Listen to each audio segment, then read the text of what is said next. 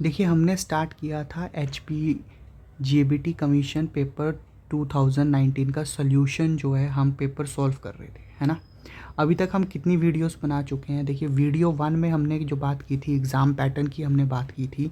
Video 1 के अंदर हमने बात की थी एग्ज़ाम पैटर्न की, जो हमारी ख़त्म हो गई है। वीडियो 2 के अंदर हमने बात की थी हिमाचल जीके, स्टैटिक जीके और करंट अफेयर के 35 क्वेश्चन आए थे। वीडियो 3 में हमने बात की थी मैथमेटिक्स के 20 क्वेश्चन आए थे। वैसे ही वीडियो 4 में हमने बात की थी कि जो टीचिंग पेडागोजी होती है उसके 34 क्वेश्चंस आए थे। आज जो हम करने जा रहे हैं, आज हम करेंगे वीडियो नंबर 5। वीडियो नंबर 5 में हम करेंगे सोशल स्टडी। सोशल स्टडी के कितने क्वेश्चन आए थे और साइंस के कितने क्वेश्चन आए थे? देखिए, 22 क्वेश्चन सोशल स्टडी के आए थे और 13 क्वेश्चन साइंस के आए थे। आज हम इन क्वेश्चंस को करेंगे, ठीक है। आज की वीडियो जो है वीडियो नंबर 5 के अंदर हम SST के क्वेश्चन सॉल्व करेंगे और साइंस के क्वेश्चन सॉल्व करेंगे जो कमीशन 2019 में JBT का हुआ था, ठीक है। 2025 में जो कमीशन आया हुआ है बच्चे, हम उसकी तैयारी कर रहे हैं और उसमें हमने जो है हमने स्टार्ट किया था पेपर सॉल्यूशन, ठीक है। यूट्यूब पे मैं ये जो है free of cost paper solution हमने सीरीज़ स्टार्ट की थी। तो आज हम करते हैं वीडियो 5 सोशल स्टडी और साइंस का पेपर सॉल्व कर। देखिए, फर्स्ट क्वेश्चन क्या आया था? फर्स्ट क्वेश्चन जो आया था कहता है कि विच Kushan ruler has patronised Buddhism, मतलब कौन से वाले जो कुषाण रूलर थे जिनके टाइम पे जो है बुद्धिज़्म को जो है संरक्षण दिया गया था। तो आपको याद रखना पड़ेगा बच्चे, वो थे कनिष्क, ठीक है। कौन से रूलर थे? वो थे कनिष्क। कनिष्क ही वो रूलर थे जिनके टाइम पे क्या हुआ था? 4th बुद्धिस्ट काउंसलिंग हुई थी, ठीक है। चौथी जो बुद्धिस्ट काउंसलिंग हुई थी वो कनिष्क के ही टाइम में हुई थी। और इसमें क्या हुआ था? इसमें जो है बुद्धिज़्म का डिवीज़न हो गया था। डिवीज़न हो गया था बुद्धिज़्म का 2 पार्ट्स में। कौन कौन से 2 पार्ट में डिवीज़न हो गया था? पहला जो डिवीज़न हुआ था वो कौन सा था? देखिए, के से ही कनिष्क है और ये जो बुद्धिस्ट काउंसलिंग हुई थी ये कहाँ पे हुई थी? कश्मीर में हुई थी, ठीक है। के से कनिष्क ऐसे याद रख सकते हो आप। कश्मीर में जो 4th बुद्धिस्ट काउंसलिंग थी वो कब हुई थी? कश्मीर में। इसमें क्या हुआ था? बुद्धिज़्म जो है 2 पार्ट्स में डिवाइड हो गया था। एक बुद्धिज़्म बन गया था महायान और दूसरा वाला पार्ट बन गया था हीनयान, ठीक है। आपको सिर्फ इतना से याद रखना है। तो इसका आंसर क्या हो गया? कनिष्क। दूसरा क्वेश्चन कहता है कि नालंदा यूनिवर्सिटी जो है वो लर्निंग सेंटर किन के लिए सबसे इम्पोर्टेंट लर्निंग सेंटर था? तो आपको ये चीज़ पता होनी चाहिए कि बुद्धिज़्म के लिए जो है नालंदा यूनिवर्सिटी जो है लर्निंग सेंटर था। मेन जो टीचर्स थे वहाँ पे वो बुद्धिज़्म ही था। और आपको दूसरी चीज़ पता होनी चाहिए, ये बनाया किसने था? तो आप क्या याद होना चाहिए, ये जो बनाया था ये बनाया था कुमार गुप्ता फर्स्ट ने, ठीक है। कुमार गुप्ता फर्स्ट ने जो है नालंदा यूनिवर्सिटी बनाई थी। और कौन सी सेंचुरी में? 5th सेंचुरी में, ठीक है। 5th सेंचुरी के अंदर ये वाली यूनिवर्सिटी जो है कुमार गुप्ता नंबर 1 ने बनवाई थी, ठीक है। और ये डिस्ट्रॉय किसने की थी? फैक्ट्स के मुताबिक इसे जो डिस्ट्रॉय किया था वो खिलजी ने डिस्ट्रॉय किया था, ठीक है। ये भी आपको याद होना चाहिए, कभी क्वेश्चन पूछ ले कि किसने डिस्ट्रॉय किया था। तो बनाया किसने था और डिस्ट्रॉय किसने किया था? याद रखना, खिलजी ने इसे डिस्ट्रॉय किया था और बनाया था इसे कुमार गुप्ता ने 5th सेंचुरी में, ठीक है। और बुद्धिज़्म के लिए ये फेमस थी। नेक्स्ट क्वेश्चन क्या कहता है? नेक्स्ट क्वेश्चन कहता है कि राष्ट्रकूटा किंगडम, कहता है राष्ट्रकूटा किंगडम जो है किनके द्वारा फाउंड किया गया था? ठीक है, फैक्चुअल डाटा है, आपको याद होना चाहिए। दंता दुर्गा जो थे, ठीक है, दंता दुर्गा जो थे उनके द्वारा, दंती दुर्गा द्वारा जो है राष्ट्रकूटा किंगडम की फाउंडेशन की गई थी, ठीक है। और ये कहाँ के थे? ये भी आपको याद रखना चाहिए, कर्नाटका, ठीक है। कहाँ के थे? कर्नाटका के, ठीक है। नेक्स्ट क्वेश्चन क्या कहते हैं? नेक्स्ट क्वेश्चन कहता है 37 कि which Delhi sultan pursued the policy of blood and iron. ये बहुत इंपॉर्टेंट है। देखिए, अपने आप को प्रोटेक्ट करने के लिए जो है इल्तुमिश नाम के जो थे रूलर थे, ठीक है, इल्तुमिश, ठीक है। उन्होंने एक आदमी को बाय किया था जो आके जाके जिस किंगडम चलाया था, उनका नाम क्या था? बलबन, ठीक है। ये जो बलबन थे, ठीक है ना, इन्हीं के रूल के अंदर जो है policy of blood and iron आई थी, ठीक है, बलबन। तो आपने याद रखना है कि कौन से रूलर थे, तो आपने याद रखना है जिनके टाइम पे जो policy of blood and iron आई थी उनका नाम था बलबन। नेक्स्ट क्वेश्चन क्या कहता है कि Mughal fought the battle of Panipat. 1526 में जो बैटल ऑफ पानीपत है वो किसके बीच में हुई थी? तो आपको याद रखना है ये जो बैटल हुई थी ये हुई थी बाबर के बीच में, ठीक है, बाबर वर्सेस इब्राहिम लोदी के बीच में, ठीक है। और यही बैटल है जिस बैटल में जो है कौन, इब्राहिम लोदी जो है हार गए थे, ठीक है, ये जो है जीत गए थे। और इन्हीं के जीतने के बाद जो है क्या हुआ था, 1526 में मुगल जो है मुगल डायनेस्टी स्टार्ट हो गई थी, ठीक है। मुगल जो है स्टार्ट हो गया था, मुगल स्टार्ट हो गई थी। और कौन सी वाली, दिल्ली सुल्तान जो है, दिल्ली सल्तनत जो है, सुल्तान जो भी आप कहते हैं, ठीक है, वो जो है क्या हो गई थी, एंड हो गया था, उसका एंड हो गया था। तो अब बहुत इंपॉर्टेंट बैटल ऑफ पानीपत थी। देखिए टोटल 3 पानीपत की बैटल्स लड़ाई लड़ी गई थी। इस वीडियो के एंड में मैं आपको तीनों बैटल्स के बारे में थोड़ी सी इन्फॉर्मेशन दे दूंगा, ठीक है। आपकी क्वेश्चन में आया था पहली बैटल ऑफ पानीपत किसके बीच में हुई थी, तो बाबर और इब्राहिम लोदी के बीच में हुई थी। तो कौन से मुगल वाले थे, बाबर इसका आंसर हो जाएगा, ठीक है, इसका आंसर हो जाएगा बाबर। नेक्स्ट क्वेश्चन क्या कहता है, कहता है कि जंतर मंतर, ठीक है, जंतर मंतर जो है आपको पता है जंतर मंतर कहाँ पे है, जंतर मंतर जो है जयपुर के अंदर है, ठीक है, जयपुर राजस्थान, ठीक है, राजस्थान में है। जिसे किसने बनाया था, जिसे बनाया था जय सिंह ने, ठीक है, ठीक है। और यहाँ पे जो है इसी जंतर मंतर के अंदर जो है वर्ल्ड की लार्जेस्ट जो है स्टोन,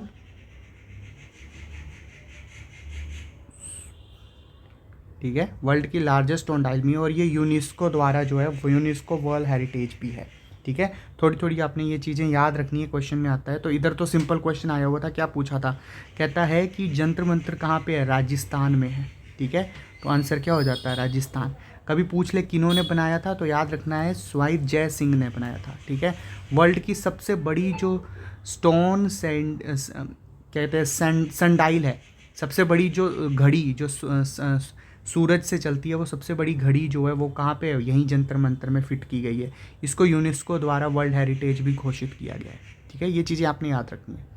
नेक्स्ट क्वेश्चन क्या कहता है, नेक्स्ट क्वेश्चन कहता है which was the first Indian elected to British Parliament, कि ब्रिटिश पार्लियामेंट को सबसे पहले इंडियन जो ब्रिटिश पार्लियामेंट में इलेक्टेड होके आए थे उनका क्या नाम था, तो आपने याद रखना है उनका नाम था दादा भाई नौरोजी, ठीक है, उनका नाम था दादा भाई नौरोजी, ठीक है। और इन्हीं को क्या कहते थे, इन्हीं का एक और चीज नाम से जाना जाता था, इनको कहते थे ग्रैंड ओल्ड मैन, ठीक है, ग्रैंड ओल्ड मैन। देखिए इनके नाम में ही दादा आता है, तो इसलिए इनका तो एक नाम कभी पूछ ले हु इज़ नोन, ये क्वेश्चन आया हुआ है, who is known as grand old man, तो याद रखना किन्हें बनते थे, वो थे दादा भाई नौरोजी, ठीक है। नेक्स्ट क्वेश्चन क्या है, नेक्स्ट क्वेश्चन कहते हैं कि जो महात्मा गांधी थे was profoundly influenced by writings of, देखिए आपने अभी याद रख लो कि जो महात्मा गांधी थे was profoundly influenced by the writings of Leo Tolstoy, ठीक है, लियो टॉल्स्टॉय। वीडियो के एंड में मैं आपको इस क्वेश्चन के को भी जब एसएसटी के क्वेश्चन ख़त्म हो जाएंगे वीडियो के एंड में, तो मैं आपको महात्मा गांधी के बारे में थोड़े से इन्फॉर्मेशन दूंगा, ठीक है। वहाँ पे मैं ये समझाऊंगा कि जो महात्मा गांधी थे वो इनकी जो लियो टॉल्स्टॉय थे उनकी राइटिंग से प्रभावित थे, ठीक है, उनकी राइटिंग से प्रभावित थे। और मैं आपको कुछ बातें बताऊंगा उनके बारे में, आप देखोगे जो ये इन्होंने लिखा था लियो टॉल्स्टॉय ने, महात्मा गांधी उन्हें अपनी लाइफ में अप्लाई करते थे, ठीक है, अपनी ज़िंदगी में उन चीज़ों को अप्लाई करते थे। इस क्वेश्चन को मैं आपको लास्ट में डिस्कस करेंगे इस क्वेश्चन को, ठीक है। नेक्स्ट क्वेश्चन क्या कहता है, नेक्स्ट क्वेश्चन कहता है कि fundamental duties are included in Indian constitution by which amendment, कहता है जो फंडामेंटल ड्यूटीज़ थी वो कौन से वाले अमेंडमेंट से जो है ऐड हुई थी, तो आपको याद रखना है वो 42 अमेंडमेंट से ऐड हुई थी, जिसे हम कहते हैं मिनी कॉन्स्टिट्यूशन ऑफ इंडिया, ठीक है, मिनी कॉन्स्टिट्यूशन, ठीक है। दूसरी चीज़ आपने याद रखनी है जिस आर्टिकल में ऐड हुई थी वो था 51A, ठीक है, 51A। टोटल कितनी फंडामेंटल ड्यूटीज़ हैं, टोटल 10 फंडामेंटल ड्यूटीज़ थी। और कॉन्स्टिट्यूशन जो है एक कॉन्स्टिट्यूशन, कौन से वाला कॉन्स्टिट्यूशन जो है +1 हुई थी, ये आप मुझे नीचे कमेंट सेक्शन में बताएंगे कि कॉन्स्टिट्यूशन 86th अमेंडमेंट में एक ऐड होके टोटल 11 फंडामेंटल ड्यूटीज़ हैं हमारी, ठीक है। कितनी? टोटल 11 फंडामेंटल ड्यूटीज़ हैं। तो हमारा आंसर इसका क्या हो गया कि कौन से वाले fundamental duties include in Indian constitution by which amendment? तो आर्टिकल अमेंडमेंट 42, आर्टिकल 51A, ठीक है। नेक्स्ट क्वेश्चन कहता है which of the following is justifiable in nature? Justifiable का मतलब क्या है कि अगर जस्टिफेबल का मतलब है कि अगर कोई मेरा कोई हक मार रहा है तो मैं कोर्ट में जाके उसके मुताबिक केस कर सकता हूँ। तो आपने बताना है इनमें से कौन सा वाला जो है जस्टिसिएबल है नेचर में। तो आपको ये क्या करना है, fundamental duties, fundamental rights, directive principle या नन ऑफ दिस। तो आपके जो फंडामेंटल राइट्स हैं, अगर कोई आपके फंडामेंटल राइट्स को छीनता है तो आप कोर्ट में जाके केस कर सकते हैं कि मेरे फंडामेंटल राइट्स को छीना गया है। तो इसीलिए इसे क्या कह देते हैं? इसे कह देते हैं जस्टिएबल, ठीक है। जस्टिस ले सकते हैं आप जाके, सिंपल लैंग्वेज में अगर मैं आपको बोलूँ तो आप जस्टिस ले सकते हैं, ठीक है। सिंपल सा क्वेश्चन आया हुआ था। नेक्स्ट क्वेश्चन क्या कहता है? नेक्स्ट क्वेश्चन कहता है what is the maximum age limit of the post of president? देखिए मैक्सिमम एज लिमिट जो है वो तो कुछ, मैक्सिमम एज लिमिट जो है वो कुछ भी नहीं है, ठीक है। मैक्सिमम एज लिमिट जो है वो नहीं है कोई भी, ठीक है। मिनिमम एज लिमिट होती है, ठीक है। मिनिमम एज लिमिट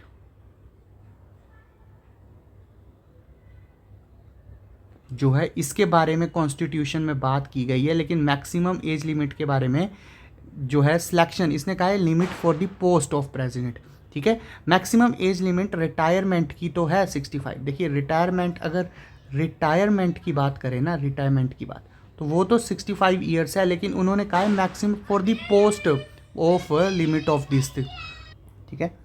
अपॉइंटमेंट की जो है ना बच्चे, अपॉइंटमेंट की कोई भी एज लिमिट नहीं होती। अपॉइंटमेंट की, रिटायरमेंट की 65 है, लेकिन अपॉइंटमेंट की कोई भी एज लिमिट नहीं होती, इसलिए इसका आंसर हो जाएगा नो एज लिमिट, ठीक है।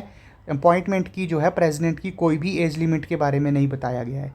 रिटायरमेंट की 65 ईयर है, लेकिन क्वेश्चन में उसने यहीं पे उसने कन्फ्यूजन पूरी की पूरी गेम खेली है। अपॉइंटमेंट की एज लिमिट के बारे में जो है कोई बात नहीं है, लेकिन जो रिटायरमेंट की है उसकी 65 ईयर एज जो है एज लिमिट होती है, अपॉइंटमेंट की कोई नहीं होती, इसलिए इसका आंसर डी होगा, ठीक है। यहीं पे कहीं बहुत सारे बच्चों को क्वेश्चन गलत हो गया था, 65 टिक कर दिया था आंसर की में, इसका आंसर डी ही होगा, ठीक है। अपॉइंटमेंट की बात हो रही है, रिटायरमेंट की बात नहीं हो रही है, ठीक है। नेक्स्ट क्वेश्चन क्या कहता है? नेक्स्ट क्वेश्चन कहता है what is maximum number of members in Rajya Sabha? तो ये तो सिंपल सा क्वेश्चन था। राज्यसभा जो है, राज्यसभा, ठीक है। तो राज्यसभा में जो अपॉइंटमेंट मैक्सिमम राज्यसभा में मेंबर होते हैं वो होते हैं 250, ठीक है। राज्यसभा, लोकसभा में 543 +- 2 वो जो होता है, ठीक है। तो आपने यहाँ पे राज्यसभा पूछा था, तो राज्यसभा में 250 मेंबर्स होते हैं, ठीक है। नेक्स्ट क्वेश्चन क्या कहता है? नेक्स्ट क्वेश्चन कहता है who appoint the governor of a state? Governor of state को कौन अपॉइंट करता है? तो आपको पता होना चाहिए governor of state is appointed by president, ठीक है। गवर्नर ऑफ स्टेट को जो है प्रेसिडेंट अपॉइंट करता है, लेकिन क्वेश्चन के अंदर प्रेसिडेंट कहीं भी नहीं था, गवर्नर ऑफ स्टेट को प्रेसिडेंट कहीं नहीं था, इसलिए आंसर क्या हो जाएगा? नन ऑफ दी अबव, ठीक है। अब इसके बारे में थोड़ा सा हम चीज़ें कर लेते हैं, थोड़ी सी चीज़ें हम इसके बारे में समझ लेते हैं क्या कि प्रेसिडेंट ऑफ इंडिया को कौन इलेक्ट करता है। तो आपने याद रखना है उसे इलेक्ट्रोकल कॉलेज एमपीज और स्टेट लेजिस्लेटर्स जो हैं सेलेक्ट करते हैं, आर्टिकल 154। वाइस प्रेसिडेंट को जो है पार्लियामेंट्री मेंबर्स सेलेक्ट करते हैं, आर्टिकल 66 के। ये न्यूज़ में है, ठीक है, ये न्यूज़ में है, तो ये क्वेश्चन एग्जामिनेशन में आ सकता है, करंट अफेयर के अंदर भी आ सकता है। आपको पता है वाइस प्रेसिडेंट के इलेक्शन होने वाले हैं टाइम के बाद, ठीक है। ये न्यूज़ के अंदर है, तो ये करंट अफेयर में पढ़ लो। आर्टिकल 66 के अंदर जो है पार्लियामेंट मेंबर्स जो हैं वाइस प्रेसिडेंट को सिलेक्ट करती हैं। प्राइम मिनिस्टर को प्रेसिडेंट अपॉइंट करता है, ठीक है, आर्टिकल 75 के अंदर, ठीक है। काउंसिल ऑफ मिनिस्टर को प्रेसिडेंट अपॉइंट करता है पीएम की एडवाइस से, आर्टिकल 75 के अंदर। गवर्नर ऑफ स्टेट को भी प्रेसिडेंट अपॉइंट करता है, ये क्वेश्चन आपका आया हुआ था, ठीक है, यही क्वेश्चन आपका एग्जाम में पूछा हुआ था। गवर्नर ऑफ स्टेट को प्रेसिडेंट अपॉइंट करता है आर्टिकल 155 के अंडर। चीफ मिनिस्टर को जो है गवर्नर अपॉइंटमेंट करता है आर्टिकल 164 के अंडर। जजेस ऑफ सुप्रीम कोर्ट को प्रेसिडेंट आर्टिकल 124, जजेस ऑफ हाई कोर्ट को प्रेसिडेंट आर्टिकल 217 के अंदर। ऐसे ही ऑडिटरी जनरल ऑफ इंडिया को प्रेसिडेंट करता है आर्टिकल 148 के अंदर। ये भी एग्ज़ाम के अंदर क्वेश्चन आया हुआ है, ये भी एग्ज़ाम के अंदर क्वेश्चन आया हुआ है, ठीक है। ये भी जेबीटी के टेट में क्वेश्चन पूछा हुआ है, ठीक है, ये भी क्वेश्चन आया हुआ है। चीफ इलेक्शन कमिश्नर को जो है अपॉइंट करता है president. Attorney general of India को अपॉइंट करते हैं प्रेसिडेंट। ऐसे ही यूपीएससी चेयरमैन को भी अपॉइंट करते हैं प्रेसिडेंट। ये भी जेबीटी टेट में क्वेश्चन आया हुआ है, ठीक है। सारे मैंने जितने इंपॉर्टेंट थे वो आपको यहाँ इस में सारे कौन किसको अपॉइंट करता है, कौन से आर्टिकल है, वो सारा मैंने आपको इस टेबल में समझा दिया, ठीक है। नेक्स्ट क्वेश्चन क्या कहता है? नेक्स्ट क्वेश्चन कहता है which of the following planet is nearest to the sun. Sun के सबसे नज़दीक कौन सा प्लैनेट होता है? तो एक ट्रिक होती है, ठीक है। लास्ट में मैं क्वेश्चन जब एंड हो जाएगा ना, जो भी इंपॉर्टेंट ट्रिक्स है मैं आपको ट्रिक्स जो है लास्ट में आपको मैं बता दूंगा, ठीक है। तो आपने याद रखना है सन के सबसे नज़दीक होता है माए से मरकरी, ठीक है। मरकरी जो है सबसे नज़दीक होता है, लेकिन मरकरी तो ऑप्शन में ही नहीं है। तो उसके बाद क्या आता है? माए,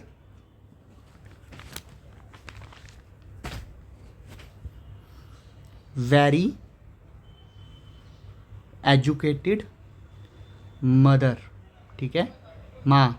तो अब देखिए ना यहाँ पे मरकरी है, ना यहाँ पे वीनस है, ना यहाँ पे अर्थ है, तो यहाँ पे ये वाली क्वेश्चन में ऑप्शन में है मार्स, ठीक है। तो हमारा आंसर क्या हो जाएगा? मार्स, ठीक है। ये सन के ये ऑर्डर है, सन के बाद सबसे पहले मरकरी आती है, फिर वीनस आता है, फिर एजुकेटेड से अर्थ आता है, उसके बाद एम से मार्स आता है। तो हमारे पास जो है मार्स जो है तो ये ऑप्शन में था, तो मंगल जो होता है वो सबसे नज़दीक हो जाएगा ऑप्शन के मुताबिक, ठीक है, नियरेस्ट टू द सन। क्योंकि ऑप्शन में ये तो थे ही नहीं, ना मरकरी था, ना वीनस था, ना अर्थ था। तो उसके बाद अगला मार्स ही था यहाँ पे, उसके बाद जो आएंगे वो उससे दूर ही होते चलेंगे। नेक्स्ट कहता है कि जो आपका क्लाउड जो है वो तैरते रहते हैं आसमान में, वो किस कारण? ऑब्वियस सी चीज़ है यार, क्लाउड क्यों देखना, कोई भी चीज़ जो है पानी के ऊपर भी कोई चीज़ तैरती है, क्या रीज़न होता है? डेंसिटी उसका रीज़न होता है। तो क्लाउड का भी सेम ही रीज़न होगा, वो हल्के होते हैं, लेस डेंस होते हैं, इसलिए वो क्या कहते हैं, वो तैरते रहते हैं, ठीक है। नेक्स्ट क्वेश्चन क्या कहता है? Which of the following country share the longest border with India. आपको एक चीज़ पता है, बांग्लादेश जो है सबसे लंबा बॉर्डर इंडिया के साथ शेयर करता है, longest border with India. Next question है वेयर इज़ लक्षद्वीप लोकेटेड, ठीक है। लक्षद्वीप कहाँ पे लोकेटेड है? तो वो लोकेटेड है अरेबियन सी में। अरेबियन सी में किसके साइड?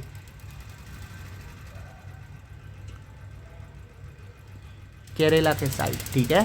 तो इसका आंसर क्या हो गया? अरेबियन सी, ठीक है। इसका आंसर क्या हो गया? अरेबियन सी, अरब महासागर में लक्षद्वीप कहाँ पे लोकेटेड है? सिंपल सा क्वेश्चन है, ठीक है। आप मुझे कमेंट सेक्शन में आंसर देना, जैसे लक्षद्वीप पूछ लिया है उसने, आप मुझे आंसर देना कि इंडियन ओशन में कौन सा वाला जो है,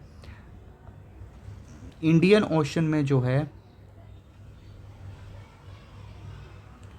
कौन सा वाला आइलैंड जो है वो लोकेटेड है, ठीक है। ये क्वेश्चन आ सकता है। मालदीव के जब लड़ाई हुई थी तो मोदी उस आइलैंड में जो है घूमने गए थे, ठीक है। कौन सा वाला आइलैंड है वो? नेक्स्ट क्वेश्चन का आंसर देखते हैं। नेक्स्ट क्वेश्चन है कि द इंदिरा गांधी कैनाल, जो इंदिरा गांधी कैनाल है वो कौन सी नदी पे है? तो आपको याद रखना चाहिए वो सतलुज और ब्यास दोनों नदी के ऊपर है, ठीक है। इंदिरा गांधी कैनाल जो है वो कौन सी वाली नदी से पानी अपना जो है वो है सतलुज और ब्यास। इंपॉर्टेंट है क्योंकि यहीं का पानी जो है राजस्थान में जाता है, ठीक है। यहीं से पानी जो है राजस्थान के अंदर जाता है, ठीक है। तो याद कर लीजिए इंदिरा गांधी कैनाल को, ठीक है। नेक्स्ट क्वेश्चन क्या है? कहता है द सुंदरबन फॉरेस्ट, जो सुंदरबन फॉरेस्ट है हमारे, वो जो है कौन से वाले फॉरेस्ट है? तो ये तो सिंपल क्वेश्चन है। सुंदरबन फॉरेस्ट जो है वो मैंग्रोव फॉरेस्ट है, और जो सुंदरबन फॉरेस्ट है वो किस चीज़ के लिए फेमस है? आपको ये भी याद होना चाहिए, बंगाल टाइगर्स के लिए फेमस है, ठीक है। बंगाल टाइगर्स के लिए फेमस है। तो हमारा एक इजी सा क्वेश्चन आया था, कहता है सुंदरबन फॉरेस्ट जो हैं वो किसके लिए फेमस है? मैंग्रोव फॉरेस्ट, और किस चीज़, और दूसरी चीज़ बंगाल टाइगर्स के लिए फेमस। नेक्स्ट क्वेश्चन क्या कहता है? नेक्स्ट क्वेश्चन कहता है which of the following is a cash crop of India. इनमें से कौन सा क्रॉप जो है कैश क्रॉप है? कैश क्रॉप कौन सा वाला होता है? जो जिससे मनी पैसा कमाते हैं फार्मर, जिन्हें स्टोर करके नहीं रखते। तो देखिए अगर आप देखेंगे गांव में मक्का को जो है मेज को स्टोर करके रखा जाता है, ठीक है, मैक्सिमम जो है स्टोर करके रखते हैं लोग। चना दाल ये जो है इनको भी स्टोर करके रखते हैं, ठीक है। ओनियन को बहुत कम लोग जो है स्टोर करते हैं, ठीक है, इसलिए इसे जो है कैश क्रॉप में इंक्लूड किया जाएगा, ठीक है, कैश क्रॉप। नेक्स्ट है वीट, इसे भी जो है स्टोर करके रखा जाता है। तो कैश क्रॉप को कौन सा हो गया, वो क्रॉप जिसे पैसे के लिए लगाया जाता है और ज़्यादा दिन तक स्टोर नहीं कर पाते, ठीक है, इन्हें हम स्टोर कर सकते हैं। प्याज को हम बड़े दिन तक स्टोर करके नहीं रख सकते, उसे उगाना के बेच देते हैं। जैसे ही उगाया जल्दी से जल्दी बेचना पड़ता है, नहीं तो प्याज खराब हो जाता है। लेकिन गेहूं को हम स्टोर करके रखते हैं, बहुत दिनों तक स्टोर करके रखते हैं। दालें जो होती हैं उन्हें भी बहुत दिनों तक स्टोर करके रखते हैं। मक्का हो गया आपका, जो भी खेत में जो सॉरी मक्का हो गया, मेज़ हो गया, उसे भी हम स्टोर करके रख लेते हैं। लेकिन प्याज को ज़्यादा दिन स्टोर करके नहीं रख सकते, इसलिए वो क्रॉप जिन्हें ज़्यादा दिन तक हम स्टोर करके नहीं रख सकते उन्हें कैश क्रॉप कहते हैं। उन्हें बस उगाते हैं, जल्दी जल्दी से बेच के पैसा कमा लेते हैं। तो वो कौन सा हो गया, ओनियन, ठीक है, प्याज। नेक्स्ट क्वेश्चन क्या है, नेक्स्ट क्वेश्चन हमारा है कि मनी इज एग्जाम्पल ऑफ, यार सिंपल है, पैसा तैर, कहते हैं ना पैसा तैरता है एक जगह से दूसरी जगह। जितना पैसे को आप फ्लो में रखोगे उतना ही पैसा को फ्लो में रखो। हम ये नॉर्मल लाइफ में भी सुनते होंगे कि पैसे को फ्लो में रखो। तो मनी जो है वो फ्लोटिंग कैपिटल है, ठीक है। ऐसी मनी जो है जो चीज एक जगह से दूसरी जगह ट्रैवल करती है, यहाँ से वहाँ, यहाँ से वहाँ फ्लो करते रहती है मनी, इसलिए उसे क्या कहते हैं, फ्लोटिंग कैपिटल, ठीक है। नेक्स्ट क्वेश्चन कहता है इनडायरेक्ट टैक्स और टैक्स। देखिए इनडायरेक्ट टैक्स और डायरेक्ट टैक्स में क्या फ़र्क होता है, ठीक है। इनडायरेक्ट टैक्स में जो होता है इनडायरेक्ट टैक्स, ठीक है, इनडायरेक्ट टैक्स और डायरेक्ट टैक्स में क्या फ़र्क होता है। जब मैं डायरेक्ट टैक्स की बात करता हूँ, ठीक है, जब मैं डायरेक्ट टैक्स की बात करता हूँ तो अगर ये मैं हूँ, ठीक है, ये कंज्यूमर है, ठीक है, अगर ये कंज्यूमर है आपके पास, देखिए सिंपल लैंग्वेज में समझिए चीज़ों को, ये कंज्यूमर है, इसने जो है टैक्स सीधा गवर्नमेंट को दे दिया, ठीक है, सीधा गवर्नमेंट को दे दिया, उसे कहते हैं डायरेक्ट टैक्स, जिसमें बीच में कोई बचौलियाँ नहीं होता, ठीक है। सीधा कंज्यूमर ने कोई चीज़ ली, उसका टैक्स जो है सीधा गवर्नमेंट को दे दिया। इनडायरेक्ट टैक्स में क्या होता है कि कंज्यूमर होता है, ठीक है, कंज्यूमर होता है, कंज्यूमर के बीच में जो है सेलर होता है, और ये सेलर जो है इससे पैसा लेके गवर्नमेंट को देता है, ठीक है। ये जो एक्स्ट्रा बीच में आ जाता है ना, इसे कहते हैं इनडायरेक्ट टैक्स, ठीक है। ये गवर्नमेंट को आपकी चीज़ आके जाके देगा, ठीक है। तो अब मुझे एक चीज़ बताइए, जब आप कोई कैपिटल गेन करते हैं या कोई चीज़ खरीदते हैं तो अब सीधा टैक्स जो है कैपिटल, किसी कोई चीज़ आपने कैपिटल ली तो सीधा गवर्नमेंट को टैक्स जाता है। वेल्थ आप कोई लेते हो, कोई प्रॉपर्टी लेते हो तो सीधे आप सरकारी दफ्तर में जाके उसका टैक्स भर देते हो। ज़मीन का हो गया, कोई घर हो गया, उसका टैक्स भर देते हो, तो ये डायरेक्ट में। वहीं पे स्टेट ड्यूटी में भी जो है सीधा टैक्स जो है, ज़मीन आप खरीदते हो तो सीधा टैक्स भर देते हो। लेकिन एक्सेस ड्यूटी, ठीक है, ये जो है एक्सेस ड्यूटी जो है, एक्सेस ड्यूटी जब आप करते हो, ठीक है, वो इनडायरेक्ट टैक्स है। क्यों, जब आप कोई एक्सेस ड्यूटी में, जब एक्सेस ड्यूटी में मैं आपको एक एग्जांपल देता हूँ, जब आप दारू खरीदते हो, ठीक है, तो इसमें क्या आता है, गवर्नमेंट को आप सीधा पैसा नहीं देते, आप दुकान में जाते हो, आप जो है अल्कोहल खरीदते हो, ठीक है, आप अल्कोहल खरीदते हो, सेलर को पैसे देते हो, सेलर जो है इस पैसे को आगे ट्रांसफ़र करता है गवर्नमेंट को। मतलब बीच में, सिंपल लैंग्वेज में अगर मैं कहूँ तो बीच में कोई प्राइवेट गेमर होगा जो गवर्नमेंट को आपसे पैसा लेके गवर्नमेंट को देगा। आप सीधा गवर्नमेंट को पैसा नहीं दे रहे हो, बीच में कोई ना कोई बैठा होगा। तो आपने याद रखना है, तो इसमें आंसर क्या हो जाएगा, एक्सेस ड्यूटी, ठीक है, इसका आंसर क्या हो जाएगा, एक्सेस ड्यूटी, इसका आंसर हो जाएगा एक्सेस ड्यूटी, ठीक है। तो ये जो थे एसएसटी के टोटल 22 क्वेश्चन आए थे, एसएसटी के टोटल 22 क्वेश्चन आए थे, जो हमने 22 क्वेश्चन आए थे जो हमने डिस्कस किए, ठीक है। 22 क्वेश्चंस, लेवल देख लीजिए, ज़्यादा टफ नहीं था। 2-3 क्वेश्चन तो हमेशा ही पेपर में टफ आते हैं, इजी क्वेश्चन थे एसएसटी के, ठीक है। साइंस के 13 क्वेश्चन आए थे, साइंस के क्वेश्चंस भी कर लेते हैं। पहला क्वेश्चन कहता है, साइंस के 13 क्वेश्चन थे।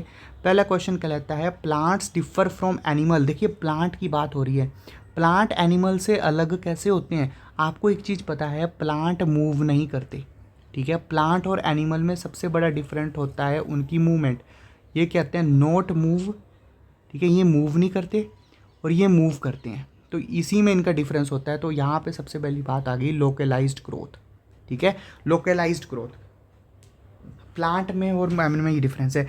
लोकोमोशन, मेटाबॉलिज्म और कैटाबॉलिज्म जो है ये ज़्यादा कॉमन, ये दोनों देखिए, मेटाबॉलिज्म तो प्लांट एनिमल दोनों के अंदर होता है, कैटाबॉलिज्म भी प्लांट एनिमल्स दोनों के अंदर होता है। केमिकल रिएक्शंस जो होते हैं बॉडी के अंदर, तो प्लांट एनिमल दोनों की बॉडीज़ के अंदर केमिकल रिएक्शंस होते हैं। लेकिन जो मेन चीज़ है प्लांट में, देखिए मोशन एनिमल करता है। ये जो आप इस ऑप्शन में अगर कंफ्यूज हो जाएंगे ना, तो लोकोमोशन, मोशन एनिमल करता है, इन्होंने प्लांट को पहले बोला है। तो प्लांट जो है वो एक जगह फिक्स रहता है। थोड़ा कंफ्यूजिंग क्वेश्चन था ये, लेकिन यहाँ पे आपने याद रखना है प्लांट को डिफ़र करना है एनिमल से। तो प्लांट फिक्स्ड होते हैं, इसीलिए लोकलाइज्ड ग्रोथ होती है प्लांट की, ठीक है। इसलिए इसका आंसर सी है। कहीं बच्चे कह सकते हैं ए क्यों नहीं है, ठीक है, ए क्यों नहीं है, क्योंकि प्लांट को डिफ़र करना है एनिमल से, एनिमल को प्लांट से डिफ़र नहीं करना है, ठीक है। थोड़ा सा ट्रिकी क्वेश्चन था ये, ठीक है। अगर आप पेपर में बैठे होते तो ए और बी, ए और सी में कन्फ्यूजन पक्का होती, लेकिन आंसर इसका सी है, और आंसर की में भी इसका आंसर सी ही दिया हुआ है, ठीक है। नेक्स्ट क्वेश्चन कहता है which of the following disease is caused by virus. तो देखिए वायरस से कौन सा वाला होता है, आपको एक चीज़ पता है, वायरस का मतलब जैसे कोविड वायरस भी था। कोविड वायरस में आपको क्या हो जाता था, कोविड वायरस जो था उसमें आपको जुकाम हो जाता था, तो सिंपल वही है कोल्ड, ठीक है। जो कोल्ड है 2019 में जो है कोरोना जो है 2020-19 के पास फैलने लगा था, इसलिए क्वेश्चन उसी टॉपिक से रिलेटेड था ये, ठीक है। तो कोल्ड जो है वो वायरस का एग्जांपल है। नेक्स्ट क्वेश्चन कहता है कैक्टस इज़ रेफर्ड एज। देखिए cactus is referred as, cactus जो होता है ऐसे प्लांट जो कम पानी में उगते हैं, कम वाटर में, ठीक है, कम वाटर में, उन्हें कहते हैं ज़ाइरोफाइट। जो पानी के अंदर उगते हैं, जो पानी में उगते हैं, जैसे लोटस हो गया, उन्हें कहते हैं हाइड्रोफाइटस। देखिए ये जो कि हाइड्रो का मतलब होता है पानी, ठीक है। ज़ेरोफाइटस कम पानी, ठीक है, कम पानी। और मेसोफाइटस जो ज़मीन के ऊपर उगते हैं, या जो ट्री वगैरह होती हैं, ठीक है, इसमें एग्जांपल हो गया लोटस। तो इसने किसका एग्जांपल पूछा हुआ है, इसने पूछा है कैक्टस। तो कैक्टस को जो चाहिए होता है कम पानी चाहिए होता है, इसलिए इसका आंसर क्या हो गया, ज़ेरोफाइटस, ठीक है, ज़ेरोफाइटस। नेक्स्ट क्वेश्चन क्या है,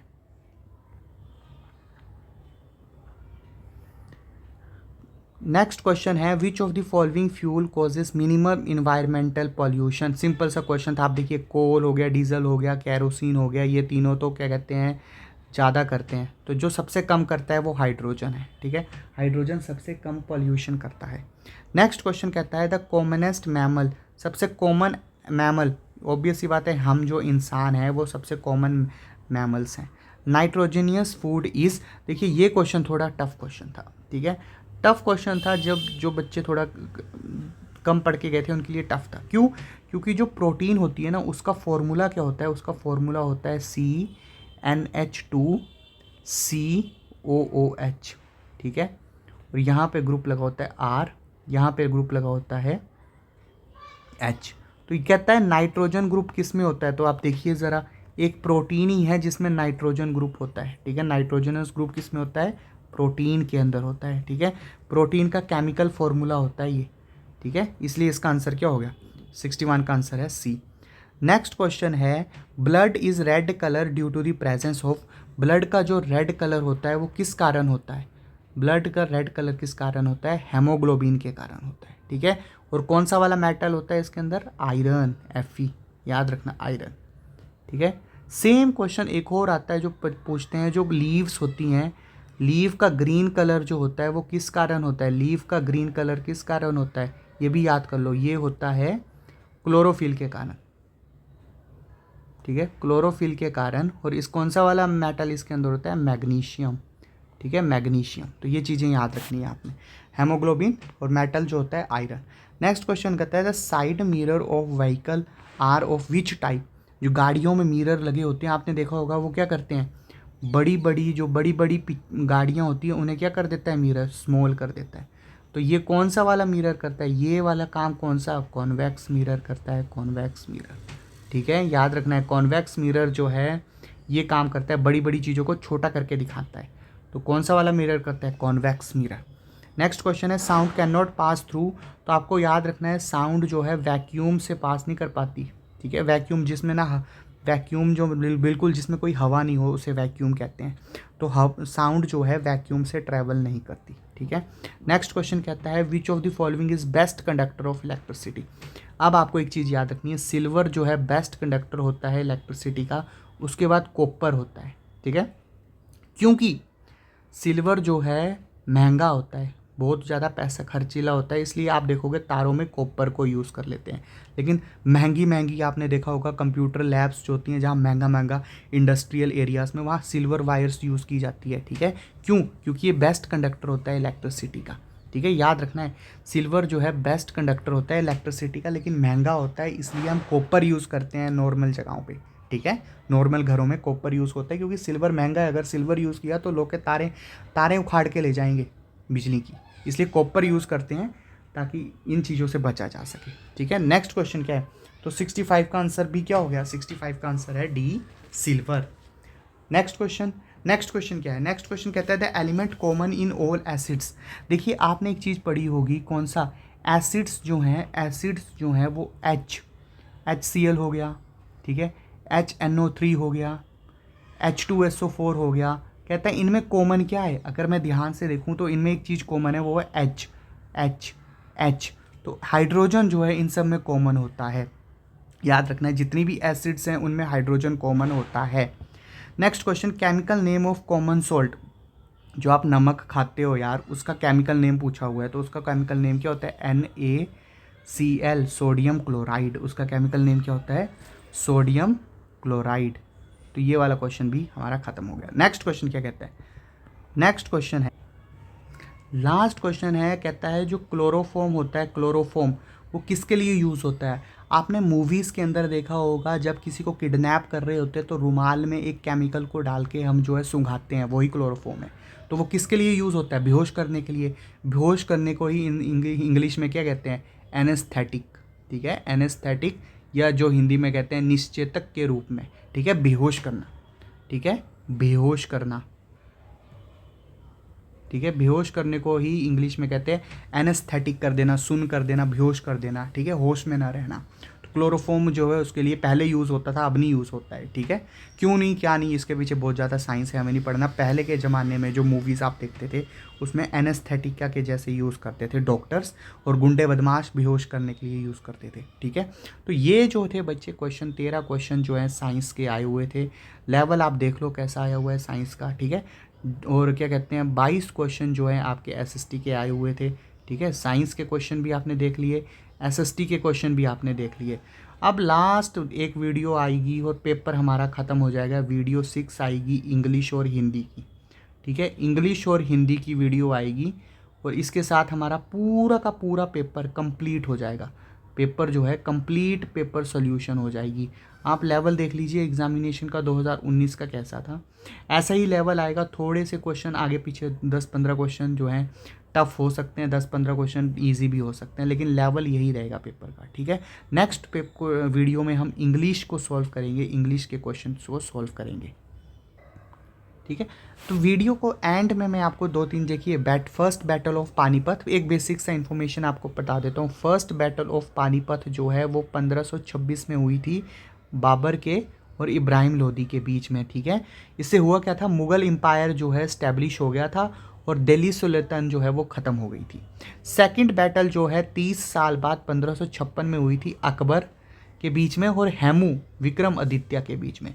इसमें फिर से बाबर के जो रिश्तेदार थे अकबर, वो जो है बेटे जो थे वो जीते थे, और मुग़ल रूल जो है और ज़्यादा ताकतवर हो गया था। इसके बाद 204 साल बाद तीसरी बैटल हुई थी, 204 साल बाद 1761 में अहमद शाह अब्दिल के बीच में और मराठा एम्पायर के बीच में। फिर से मुस्लिम रूलर्स यहाँ जीते थे, अहमद शाह जो है जीत चुके थे, और मराठा को जो है अपनी हार देखनी पड़ी थी। और इस कारण क्या हुआ था, जो अहमद शाह की जो किंगडम था उन्हें जो है नॉर्थ में थोड़ी पावर और स्ट्रॉन्ग होल्ड मिला था, ठीक है। नेक्स्ट जो मैंने आपको बताया था, मैं आपको ट्रिक बताऊंगा, वो था कि माए वेरी एजुकेटेड माँ जस्ट सर्व अस नूडल्स। इससे हमने क्या किया, माई से याद रखना बच्चे मरकरी, वेरी से याद रखना वीनस, एजुकेटेड से याद रखना अर्थ, माँ से याद रखना मास, जस्ट से याद रखना जुपिटर, सर्व से याद रखना सैटर्न, और अस से याद रखना यूरेनस, और एन से याद रखना नेप्टन या नूडल से, ठीक है। ये जो डिस्टेंस, ये जो है सन से डिस्टेंस मैंने बताया आपको, इस ट्रिक को याद रखोगे तो आपको डिस्टेंस कि सन से कौन सा प्लैनेट कितनी दूर है, इस ट्रिक से आप समझ सकते हो, ठीक है। और एक जो क्वेश्चन आया था जंतर मंतर का, ये जो है ये सबसे बड़ी, दुनिया की सबसे बड़ी सन डायल, ये जो घड़ी है जो सूरज से चलती है, ठीक है, सन वॉच जिसे घड़ी भी कह सकते हैं, सन वॉच जो सूरज से जो है टाइम बताती है, वो सबसे बड़ी, वर्ल्ड की सबसे बड़ी कहाँ पे है, वो जंतर मंतर पे ही है, ठीक है, वो जंतर मंतर में ही है। और ये ऐसी दिखती है कुछ, ये जो पिक्चर मैंने आपको लगाई है, ठीक है, ये वाली पिक्चर ये है, ये जो है टाइम बताती है, ठीक है। और दुनिया की सबसे बड़ी घड़ी है ये, जो सन को देख के हम टाइम का पता लगाते हैं, ठीक है, ये भी राजस्थान में ही है, ठीक है। ये क्वेश्चन एग्जाम में आए हुए थे, तो जो क्वेश्चन एग्जाम में आए थे उनको हमने थोड़ा सा यहाँ पे डिस्कस किया है। एक चीज़ और मैं आपको बता दूं, ठीक है, कॉन्स्टिट्यूशनल की सबसे ज़्यादा एजेस क्या होती है, जो अभी एक एज का क्वेश्चन आया हुआ था, तो मिनिमम एज जो है वो फिक्स है, मैक्सिमम एज के बारे में कुछ नहीं हमें पता, मिनिमम एज के बारे में हमें पता है। प्रेसिडेंट जो है वो 35 साल के होने चाहिए, वाइस प्रेसिडेंट 35 साल के, आर्टिकल्स आप देख लेना 58, 66 जो भी हैं, ठीक है। गवर्नर भी 35 साल के होने चाहिए। प्राइम मिनिस्टर 25 साल के भी हो सकते हैं और 30 साल के भी हो सकते हैं, ठीक है, 25 या 30, 25 साल के भी हो सकते हैं और 30 साल के भी हो सकते हैं। ये डिपेंड करेगा कि अगर आपके जो हैं प्राइम मिनिस्टर जो हैं वो जो हैं लोकसभा से आएंगे, ठीक है, अगर लोकसभा से आपके प्राइम मिनिस्टर आएंगे तो वो 25 साल एज होगी, और राज्यसभा से जो है वो कितनी हो जाती है, 30 साल, ठीक है। ऐसे ये भी 25-30 हो जाएंगे, ठीक है। सेम चीफ मिनिस्टर के लिए भी सेम चलता है। बाकी आप देख लीजिए राज्यसभा मेंबर के लिए कितनी एज होनी चाहिए, ऑब्वियस सी बात है, अगर 30 यहाँ है तो राज्यसभा राजा बनने के लिए 30 साल, और लोकसभा का मेंबर बनने के लिए 25 साल। ऐसे ही एमएलए लेजिस्लेटिव असेंबली में 25 साल, और एमएलसी लेजिस्लेटिव काउंसिल में 30 साल। ये जो लेजिस्लेटिव काउंसिल है, इंडिया में सिर्फ 6 ही लेजिस्लेटिव काउंसिल्स हैं, वो कौन कौन से हैं, देखिए 6 स्टेट जो है इंडिया में लेजिस्लेटिव काउंसिल, विधान परिषद है, बाई कैमरल सरकारें चलती हैं, वो सिर्फ 6 ही स्टेटों में चलती हैं बाई कैमरल सरकार। कौन कौन सी, आंध्र प्रदेश, ठीक है, बिहार, कर्नाटका, महाराष्ट्र, तेलंगाना, उत्तर प्रदेश। तो जो क्वेश्चन आए थे उसको, बाकी सारी जगह बाकी इंडिया में यूनिकैमरल सरकार चलती है, ठीक है, यूनिकैमरल सरकार चलती है। 6 ही स्टेट हैं जहाँ बाई कैमरल सरकार चलती है। ये क्वेश्चन आया हुआ है एक बार एग्जाम में, ठीक है। तो जो भी एक्स्ट्रा चीज़ें थी वो भी मैंने इस वीडियो में आपको बता दी, ठीक है। अब इंग्लिश और हिंदी का पार्ट इसमें बचा है, उसे हम एंड में कल या परसों तक वो वीडियो भी मैं अपलोड कर दूंगा, और पूरा पेपर हम सॉल्व कर चुके हैं जेपीटी 2019 का। उसके बाद, ठीक है, एक वीडियो आएगी, पेपर पूरा सॉल्व हो जाएगा। तब तक आप देखिए क्या क्या लेवल आपका एग्जामिनेशन में आता है, और बाकी आप प्रैक्टिस करते रहिए क्वेश्चंस की। Thank you.